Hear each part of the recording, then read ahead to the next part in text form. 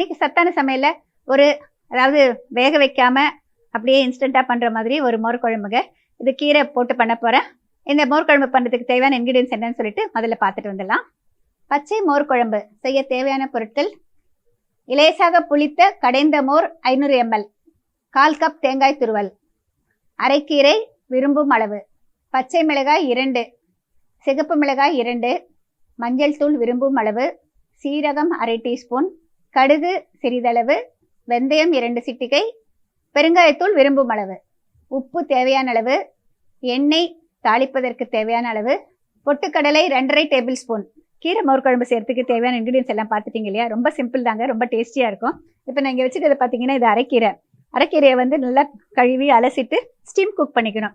Pressure குக்கரில் நீங்கள் wait வச்சு கூட போடலாங்க. வெயிட் வச்சிங்கன்னா 1 விசில் 2 விசில் வச்சிங்கன்னா போதுமானது. இல்லை ஸ்டீம் குக் பண்ணுறதா இருந்தாலும் பண்ணிக்கலாம்.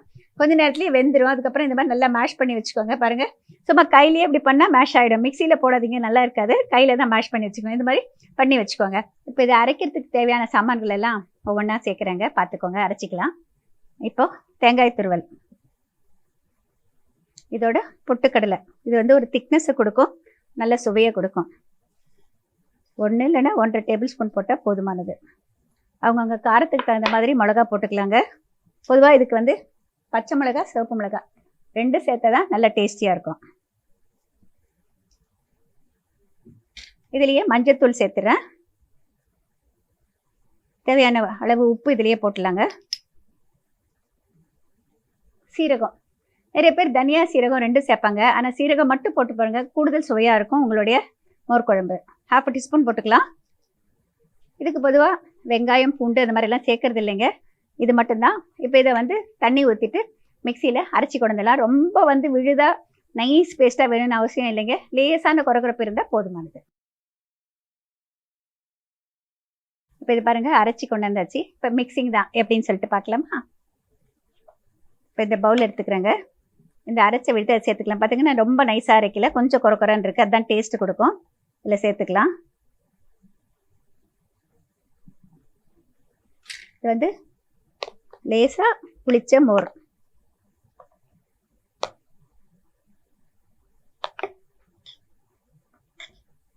இப்போ பாருங்கள், லேசாக புளிச்ச மோர் இதில் சேர்த்துட்டோங்க. உப்பு மட்டும் அவங்களுக்கு தகுந்த மாதிரி கூட்டியோ குறைச்சா பார்த்து போட்டுக்கோங்க. இப்போ இதோட வேக வச்சு மசிச்ச கீரை இருக்குது, இதையும் சேர்த்துறேன். கீரையை மிக்சியில் போடாதீங்க. வெந்த பிறகு ஜஸ்ட் இன்னும் கொஞ்சம் சூடாக இருக்கிறப்ப கையில் மேஷ் பண்ணிடுங்க, நல்லா மேஷ் ஆகிடும். இதையே கொஞ்சம் நீர்க்க செஞ்சிங்கன்னாக்க கீரை ரசம்னு சொல்லுவோம், மோர் ரசம் சொல்லிட்டு.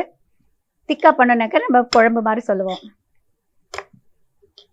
இந்த கன்சிஸ்டன்சி பார்த்துக்கோங்க, இது கரெக்டாக இருக்குது. நல்லா மிக்ஸ் பண்ணியாச்சு.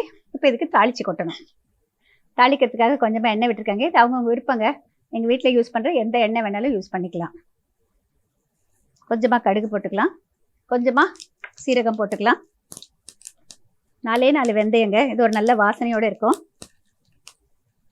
அடுப்பு அணைச்சிடலாம். அந்த சூட்லேயே வெந்தயம் சீரகமும் ஃப்ரை ஆகிடும். இதோட கொஞ்சம் பெருங்காயத்தூள். இதுலேயே பெருங்காயத்தூள் போடுறப்ப ஒரு நல்ல வாசனை கொடுக்கும். அது மட்டும் இல்லை, பெருங்காயம் தண்ணியிலையும் கரையும், எண்ணெயிலையும் கரையும். இதை ஆஃப் பண்ணிவிட்டு இதோட சேர்த்துக்கலாம்.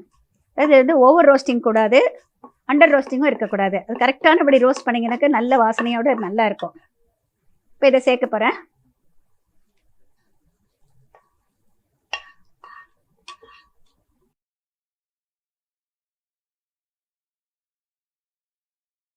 பச்சை மோர் குழம்பு எப்படி பண்ண சொல்லிட்டு இப்போ ஒரு ரீக்கேப் பார்க்கலாங்க. இப்போ அரைக்கிறதுக்கான சாமான்கள் பார்த்தீங்கன்னா தேங்காய், பொட்டுக்கடலை, சிவப்பு மிளகாய், பச்சை மிளகாய், மஞ்சள் தூள், உப்பு, சீரகம். இது எல்லாத்தையும் ஒன்றா சேர்த்துட்டு கொஞ்சமாக தண்ணி ஊற்றிட்டு கொஞ்சம் குறகுறப்பாக அரைச்சிக்கோங்க. ரொம்ப நைஸான விழுதாக அரைக்க வேண்டாம்.